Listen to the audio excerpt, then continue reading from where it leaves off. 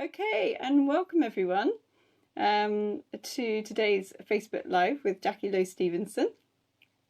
And this is going to be an interesting Facebook Live because the technology wouldn't let us stream directly from Zoom. So Jackie and I are in the Zoom room and I'm filming this from my phone. So we decided to do it this way rather than disappoint you and not do the 6 o'clock showing at all. So it's going to look a little strange, but I would rather deliver this to you live than you not see it at all. So, Jackie, where are you calling in from today? I am calling in from Cleveland, Ohio. Novelty, actually, a little town outside of Cleveland, and it is raining. It's beautiful rain, actually. It's the kind of rain that is encouraging all the flowers to bud and the green leaves to come out. And the horses are enjoying getting a spring bath. It'll help their coat get rid of their winter coat. So I am not as hardy as the horses. Well, I'm as hardy, but my computer isn't. So the umbrella is not to keep me dry, but it is to keep my computer dry. So that's where I am, under an umbrella in Cleveland, Ohio, in the rain, enjoying every minute of it. And we met each other. 2010 is where we first met at a EAHEA conference. So we both do the work with the horses, don't we? We do, yeah. And I remember you really impressed me because you did a session. You drummed or something whilst we were in the hotel doing an indoor piece, and then we went out and did a piece of the horses. And for me, what really struck me about you was your energy. You talked about the rhythm of the drum and the heartbeat of humanity, and yeah, I was just very sort of taken by energy. And then I think, again, I met you at the conference in Germany, which would have been 2018, I think. And then actually realized that I really needed to learn the way that you work with the horses, which is about taking the humans into the horse world. So I came and did your certification program at your amazing ranch. So I've been to your venue, spent 6 amazing days there, hanging out with your horses in your cottage full of crystals, and met some wonderful people. So that's how we know each other, isn't it? It is. Yes. Good memories. Yeah, great memories. And so I asked you, you sent out a little email newsletter recently talking a little bit towards what's going on at the moment and being courageous and living courageously and being our best selves for ourselves and our community. And I really wanted to get you on today to talk a little bit about your relationship with the land, and to get some of your insight and your perspective on how we can support ourselves and support our communities. And I know you, like me, are a massive fan of nature. Well, I think to begin with, a lot of this way of relationship with horses and land is a relationship that comes from the energy of the heart, the intelligence of the heart, the resonance of the heart. And the word courage, which comes from a French word, courage, it means heart. And so I think in order to have courage in these times, which we can't avoid the challenges and the hardships, that's part of our journey of our life, how can we move forward with courage? And I think in my way of thinking is that we can't do it alone. I mean, I think there's been a lot of, we'll do this together, we're in this together, but it's more than we're in this together as humans. We're really in this together with all living beings, with the horses, with our cats and dogs who've been keeping us company. I'm very glad that we're home to keep them company when sometimes we might be at work. But if we really see ourselves as coming together and being together, not just with the human world, but with the more than human world, we have so much more resource to work with. And so I really want to begin with gratitude, because one of the ways we connect with our hearts and the resonance of our hearts and opening them is to open them by what we're grateful for, what we appreciate in life. And so first of all, Becky, you and your Peace Project, I really want to offer gratitude for you for this venture and adventure you're on, and the many people you're inviting to come along with you, including your horses. I really want to offer gratitude for this land I live on. It was carved by the glacier 350 million years ago. And it's scattered all over the land are pebbles of quartz crystal, milky quartz crystals, which are 1.1 billion years old. And so I'm grateful for this land carved by the glacier and its gifts of wind and river and its hemlock forest, its meadows that are sitting behind me. Gratitude, especially for our horses who've been such amazing partners in learning to be human. And also gratitude for the horses that I call them the ghost horses in the clouds. Every once in a while you see a mist go by. We call them the ghost horses that are in the sky and are the ancestors who we very much feel are with us, working with us to be better humans from the other side. So I really want to begin with that offering of gratitude, and for all of us that are in this together to try to make this world a better world and to be better humans, the best humans we can be to do that as we discover what the new world is going to look like. So before I came on with you, I asked my horses if they had any questions for your interview. So I would like to bring in Dainty's question now. Her first question was, what does nature mean to you? Well, nature, we are nature. We're not separate from nature. We're embedded in it. And if we can realize that we are not over nature or in control of nature, but we are one of many, and maybe even we're the youngest species in the world as humans. And so how might we learn to live alongside these ancient beings of nature that have lived for so long with resiliency? Horses being one of them, living 65 million years, the oldest living mammal with the same DNA. And so I think that if we can learn to be better partners with nature, if we can learn to live in a more mutual and reciprocal relationship of well-being, and we will all thrive. I don't know that was exactly the answer, but that's the answer that came from behind me. Perfect. Yeah. If you ask the question, my horses are answering, so I'm just following their advice here. I love this horse-to-horse interview through humans. It is. There we go. Okay, so next question. From one herd to the next. Yeah. So the next question is from Jim, and he would like to ask, how do you stay calm? Well, that's a great question. I want to turn it back to Jim because they are the masters of calm. I think in watching the horses, I've learned about calm in a different way. I've learned that there's always movement and there's always choice of movement. And if I can move when it's necessary to move, because maybe there's danger or there's something to react to or be responsive to, maybe not even react, but to respond to be responsible, to be able to respond and move quickly. And it might look chaotic and I might not know where I'm going. And then when the moment has passed and I'm in the next present moment, to go back to calm. So horses seem to always be moving between movement and calm, movement and quiet, movement and stillness. I'm not sure where it comes from the horses, but I think my best guess in being with them is that it comes from inside. That calm is not an outside happening.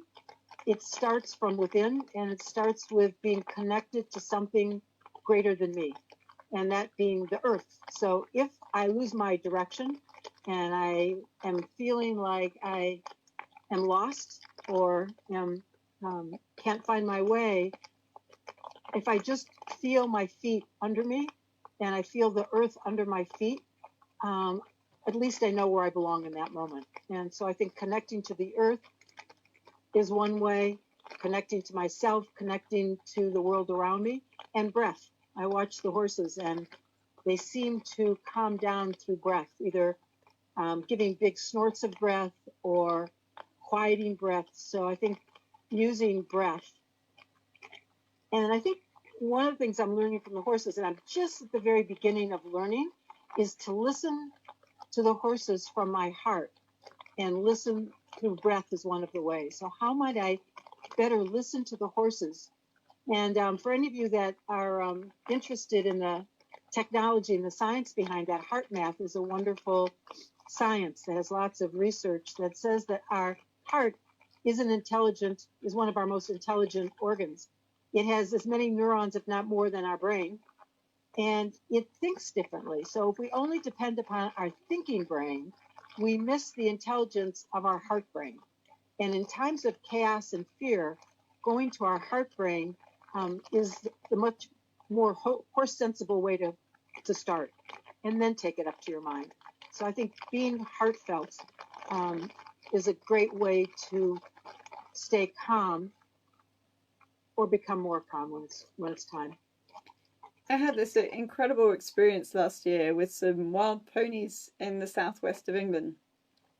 And I totally got that their communication is heart to heart. Mm-hmm. It's the language of emotion, and it's the language of the heart. Absolutely. And it was a very powerful experience. Very powerful experience. So my next question is, how do you honor your relationship with nature and the land? Well, we're a very unique species.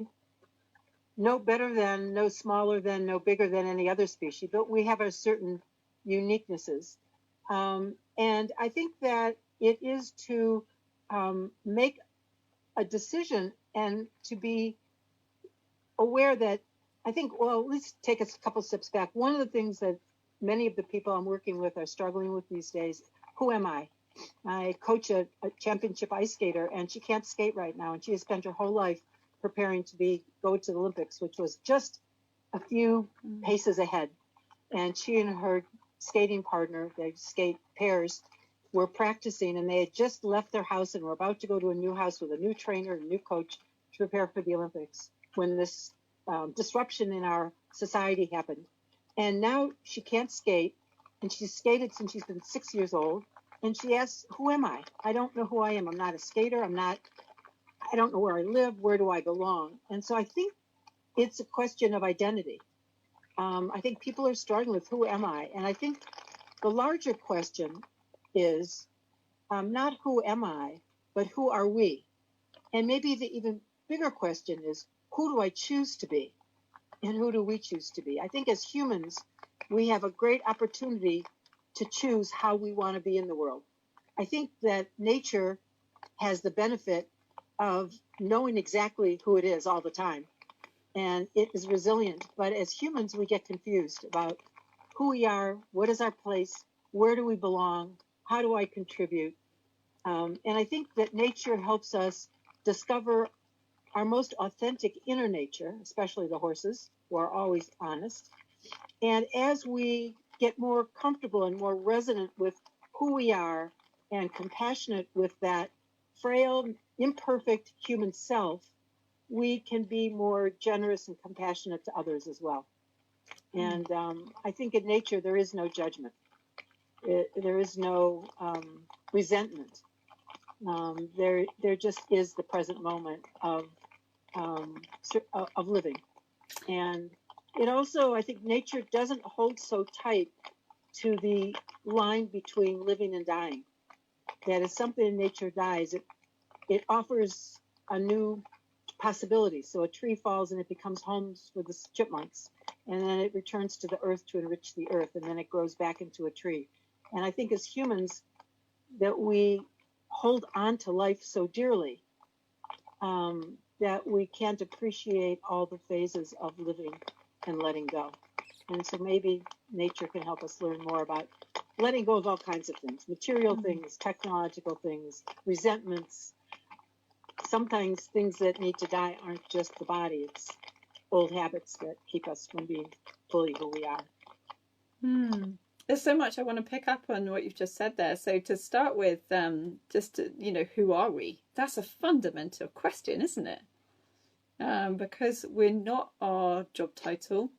We're not our family status. We're not our relationship status. We're not even our gender, really. We're something else. that's aware of all those things. And so for me, that's the fundamental question. If you want to know peace, know who you are.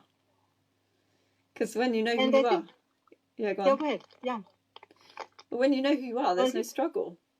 There's nowhere you need to go. There's nothing you need to do. You're already there. You're home. Right. Well, you know, an oak tree starts out as an acorn, like, you know, Dave has that in his name. Acorn to oaks. Mm-hmm. So it starts out as an acorn, and it becomes an oak, and it grows oak leaves, and it flowers, and it's first a sapling, and then it's a big tree, and then it dies, and then it creates more. But it's always, its nature is to be an oak, and it is its best self when it's an oak, even though it transforms through many phases. And maybe once we find who we are at our natural essential core, we can transform into all kinds of shapes and forms and still know who we are. And maybe for humans, that's what starts in the heart. When we're love, when we're compassion, when we're generosity, when we're gratitude. That never changes, whether we start that as a baby or end our life that way. And maybe that is, you know, you talked about how do we move forward courageously, and those were the words that you suggested, Becky. So I think that how we move forward courageously is through our heart and through our authentic nature. And nature reflects that back to us. Our horses reflect that back to us. And it's a process. It's a process of learning and making mistakes and trying it again. And never, there are no failures. There's just learning on that particular quest. I agree. And one of the things that's always struck me about you, Jackie, is you're incredibly inclusive. You always talk about everyone has a purpose, a role. They contribute to a bigger group, a bigger sort of community. We talked about community in the title. So do you want to talk about how we interact with one another? You've talked about compassion and operating from the heart, but can you give us some tips on how we can really honour our true selves, but be in relationship with the world around us? Wow, that's really big. You know, I don't even begin to feel like I have the knowing of that. The older I get, the more of the less and less I know, which is a good thing. And maybe that's it, is to just stay open and curious and listening to others, listening to our heart, listening to nature. One of the things that we are starting to do is to have people just gaze out into the pasture and see what they see, but let it be mutual. Let yourself be seen back, and to hear what you hear and let yourself be heard, and to feel what you feel and let yourself be felt. And whether that's with horses or with humans, it's about mutuality, it's about reciprocity, it's about relationship. And if we honor each other in that way, things tend to go better, whether it's with our horses or whether it's with each other. Wow, I'm going to have to go back and watch this again, which is let yourself be seen, let yourself be heard, let yourself be felt. Is that what you said? And let yourself be touched. Yeah. It's beautiful. But yeah, you know, we think about, well, I'm going to see something, but do we let ourselves be seen? I'm going to listen for that, but do we let ourselves truly be heard? I want to reach out and touch. Do we really allow the vulnerability to be touched, whether it's by our horses? And even the land, one of the things that we can do is to feel our feet upon the earth, really just stand, whether we're sitting or standing, you really just feel the earth. You could do it right now, just feel your feet firmly on the earth. And even if you're in a building, the earth is under there, and it's gravitational pull, which goes up more than 20 feet. And then with a very slight shift of perception, see if you can feel under you to support you. So you are both pushing down to reach out towards the earth, but you're receiving the earth to come up from underneath you, and meeting in that place of I am both offering myself and I'm receiving you. offering myself to the earth and to gravity and taking a stand, and I'm receiving support so that I can be in relationship to you in this place that I stand. And so I think, you know, how we walk upon the earth, how we stand upon the earth, how we take our place on the earth. That's one of the ways that nature can inform how we walk in the world. And it's beautiful what you said about how that our bodies will return to the earth. I love the idea that this body of mine might be an oak tree one day. I love that idea. Because in it is some form of interconnectedness. I was thinking about, I wrote something down I wanted to read as part of this. I don't know if you have been acquainted with David Abrams. He's a writer, and he wrote a book called The Spell of the Sensuous. He's very, very much in terms of eco-psychology, and he wrote this, so I wanted to read it to kind of capture that spirit of the poetry of nature. He says, owning up to being an animal, a creature of the earth, tuning our animal senses to the sensible terrain, blending our skin with the rain, rippled surfaces of rivers, mingling our ears with the thunder and thrumming of frogs, and our eyes with the molten sky, feeling the pulse of this place, this windswept body of water and stone, this way of being in whose flesh we are entangled, becoming earth, becoming animal, becoming in this way more fully human. And so I think as we begin to both own our uniqueness as humans, we're not horses, we're not rocks, we're not trees, but to begin to thin the veil between those worlds so that the difference between who am I and who are we, between the horse and I, when we meet in that place of heart and mutuality and respect, when we stand by the river and ask permission to come closer. In the Native American tradition, you are not allowed to approach a river unless you have asked permission. And if it's the first time, you might need to ask more than once. And you might need to be older than you are before it says yes. And I think one of the things that we do when we enter this world of horse and herd is we pause and we wait and we ask for permission before we enter that space. And maybe that's one of the other ways we can be more human, is to pause and wait and reflect before we act, so that we can choose a path of responsibility and understanding and kindness and compassion, rather than at that same juncture choose the path of hatred or misunderstanding or jealousy or greed.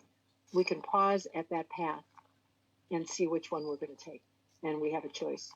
Yeah, because the horses are always making the right choice. It's us that sometimes take that wrong path. Yeah. So if we follow their footsteps and their wonderful hoof prints and find our hoofs and join them, we may have an easier time following that path to generosity and honesty and compassion. Because compassion is the path of being united, oneness, and hatred and fear and everything else is a path of separation. Yeah, absolutely. Yeah. Petra says that's a lovely poem. Who is the author again? His name is David Abrams, Abrams. He wrote a book. It's called The Spell of the Sensuous. And his second book is Becoming Animal. He has a lovely website where he talks about a lot of these things and has conversations. So anyone that is really wanting to explore their relationship with nature as part of that natural world, one way to think about it is we have this human identity. You know, I'm a mother, I'm a grandmother, I'm a coach, I'm a horse person, I am a partner, and I am a member of the natural world, and that's my ecological identity.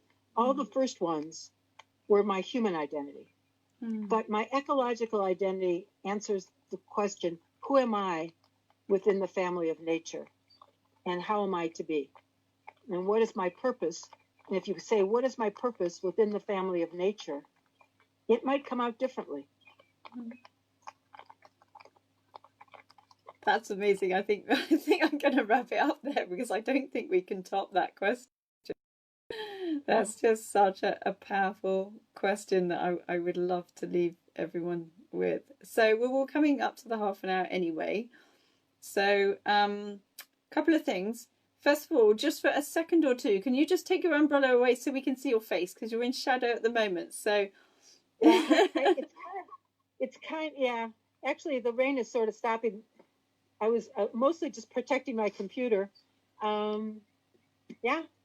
Cool. And this is land. I was telling Becky that I put some hay out near the fence so the horses would come closer. And they came closer out of curiosity and looked at me and said, "Why would I eat dead grass when there's all this beautiful live green grass?" And I think it's a great example of our human. We have these assumptions, and then we know what. Then we find out. We only find out the reality in the moment by staying present. So they definitely made a statement, which is green grass and things that are alive are much better than things that are dead. So let's all get rid of whatever's holding us back that we don't need anymore and go for the green grass. And maybe that's what takes courage in moving forward, is go for the green grass. And your pasture is very special because it's never been fertilized. It's very species rich, isn't it? It's very natural. Say that again? Your pasture is very natural. It's never been fertilized or plowed up or anything. No, the horses kind of take care of it. It's large enough that with the size herd we have, they have plenty. I think the only way that animals don't take care of their natural environment is when they're placed in situations where they have no choice and there's scarcity. So they have lots of grass, and there's different kinds of herbs and grass that grows at different places in the field. So they seem to know, they travel around the field taking care of their nutritional needs naturally. Great. And I just have one last question from Squirrel. She's like, when are you coming to England? You know, I really am going to come. Herb and I, my husband and I, are definitely going to come. We have to wait till traveling is the best way to go, where it's being respectful of not even so much our health, but your health, that they're asking people to not do too much traveling until the virus is a little more part of our life and we can be wiser with it, so that we are able to keep people as safe as we can. So as soon as it's a little more safe to travel, and I haven't seen my grandchildren in way too long, so California is the first trip, but you guys are the second trip. I'll hold you to that. All right, well, thank you so much for your time, Jackie. I really appreciate it. Thank you so much, Becky, for this wonderful work you're doing, for the beautiful soul you are, for the bright spirit leading your generation, and we so desperately need courageous hearts like yours. Oh, you're very kind. Stay on the line. We'll have a little bit of a chin wag, but I'll sign off for now. And okay. Thank you for watching, everyone. Petra says, yeah, she can't wait to see you again. So. Mwah.